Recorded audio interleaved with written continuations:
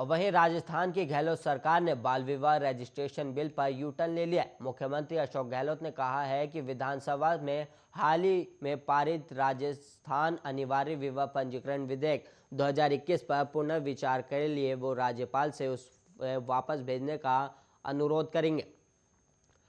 उन्होंने कहा कि इस विधेयक को अध्ययन के लिए कानूनविदों को दिया जाएगा और उनकी सलाह के आधार पर इसे आगे बढ़ाने या नहीं बढ़ाने का फैसला किया जाएगा। अंतर्राष्ट्रीय बालिका दिवस पर नन्हे हाथ कलम के साथ अभियान के तहत हौसलों की उड़ान कार्यक्रमों को संबोधित करते हुए गहलोत ने कहा कि इस कानून पर पूरे देश में विवाद हुआ कि इससे बाल विवाह को प्रोत्साहित मिलेगा और यह हमारे लिए प्रतिष्ठा का प्रश्न नहीं है।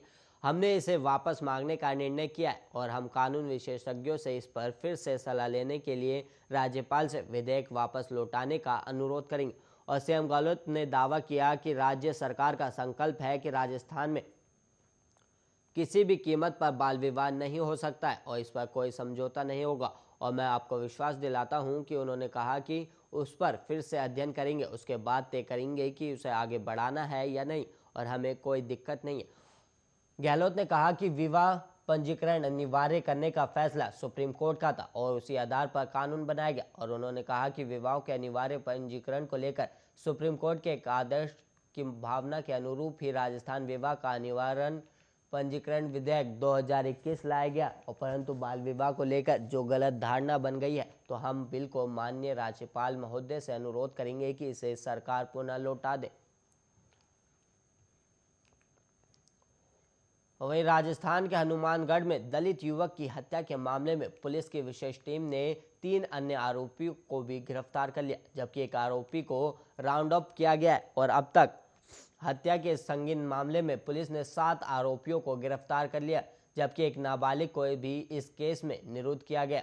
हनुमानगढ़ जिले के पीलीबंगा थाना क्षेत्र में दलित युवक की हत्या के मामले में गठित स्पेशल टीम लगातार आरोपियों की धरपकड़ कर रही है और सोमवार को पुलिस की उसी विशेष टीम ने 3 और आरोपियों को गिरफ्तार कर लिया, जबकि एक आरोपी को राउंड अप किया गया। और पुलिस अधीक्षक प्रीति जैन ने बताया कि बीती 8 अक्टूबर को गांव प्रेमपुरा निवासी दलित युवक जगदीश मेघवाल के पिता बनवारी लाल की तहरीर पर उसी के गांव के मुकेश और अन्य के खिलाफ अपहरण, हत्या और SC/ST एक्ट के तहत पीलीबंगा थाने में मुकदमा दर्ज किया गया था। और इस मामले की जांच सीओ रावतसर रणवीर सिंह मीणा कर रहे थे। और मामले की गंभीरता को मद्देनजर रखते हुए IG प्रफुल्ल कुमार के नेतृत्व में ASP नोहर राजेंद्र कुमार मीणा और सीओ रणवीर सिंह मीणा के सुपरविजन में थानाधिकारी पीलीभंगा इंद्र कुमार और SI हरबंस सिंह के साथ अलग अलग टीमों का गठन किया गया था।